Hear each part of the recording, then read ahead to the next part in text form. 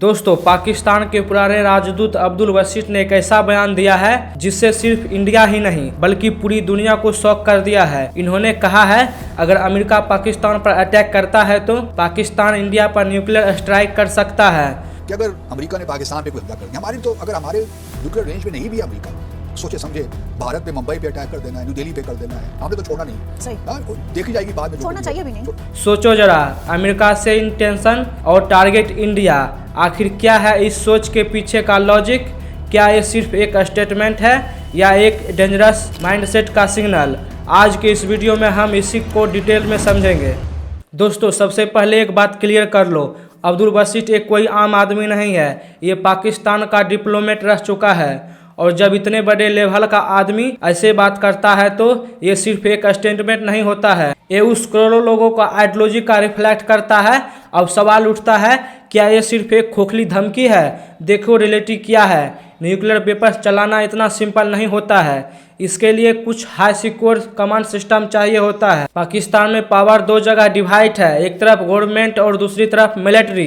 Crash के time button किसके पास होगा, ये आज भी एक बड़ा सवाल है। अब थोड़ा टेक्निकल साइड समझते हैं। पाकिस्तान के पास शाहीन और गौरी जैसे मिसाइल है, लेकिन इंडिया के पास S-400 जैसे एडवांस मिसाइल डिफेंस सिस्टम भी है। मतलब अगर कोई मिसाइल आती भी है तो उसे इंटरसेप्ट करने की कैपेबिलिटी भी है। और सबसे इम्पॉर्टेंट बात, अगर न्यूक्लियर अटैक होता है तो उसका जवाब भी उतना ही पावरफुल होता है।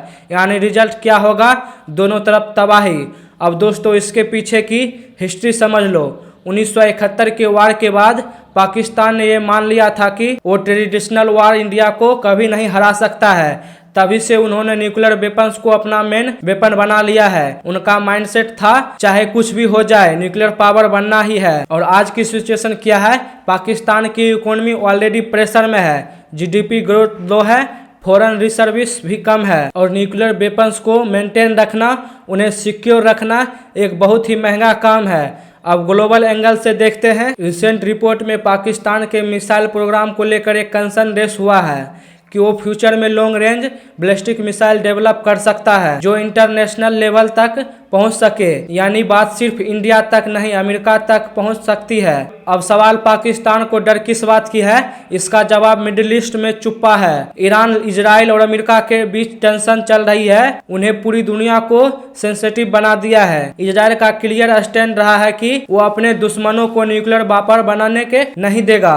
और इसी वजह से ईरान का न्यूक्लियर प्रोग्राम टारगेट किया गया है। अब पाकिस्तान को लगता है कि कल को उसका भी न्यूक्लियर प्रोग्राम को भी टारगेट कर सकता है, और इसी पैनिक में ऐसे स्टेटमेंट दिए जा रहे हैं। एक और एंगल समझ लो, पाकिस्तान पर यह आरोप भी लगता है कि उसने पास्ट में न्यूक्लियर टेक्नोलॉजी दूसरे देशों तक पहुंचाई है। नॉर्थ कोरिया का नाम भी इसमें लिया जाता है, यानी ग्लोबल ट्रस्ट का इशू भी एग्जिट करता है। अब एक और इम्पोर्टेंट बात, पाकिस्तान के न्यूक्लियर प्रोग्राम में सऊदी अरबिया के फंडिंग का एंगल भी डिस्कस होता रहा है। कुछ रिपोर्ट के मुताबिक पास्ट में फाइनेंशियल सपोर्ट मिला है, इसलिए फ्यूचर में कोऑर्डिनेशन की पॉसिबिलिटी को एक्सपर्ट कंप्लीटली डिनाई करता है। अब वापस मेन पॉइंट पर आते हैं, क्या पाकिस्तान न्यूक्लियर अटैक कर सकता है? देखो, मिसाइल होना एक बात है, लेकिन उस अटैक के बाद जो रिटेलिएशन आएगा उसको हैंडल करने का सबसे बड़ी बात होती है। और एक्सपर्ट के हिसाब से पाकिस्तान के पास उस लेवल की कैपेसिटी नहीं है कि वो फुल रिटेलिएशन को सरवाइव कर सके।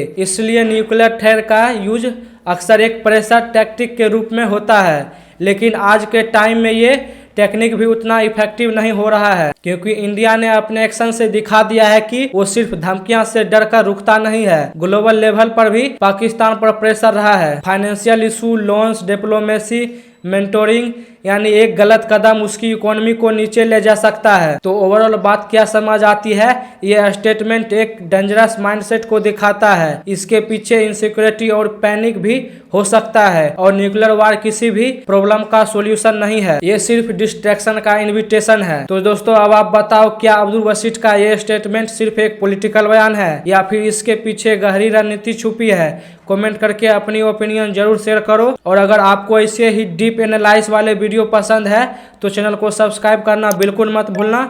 मिलते हैं नेक्स्ट वीडियो में। जय हिंद।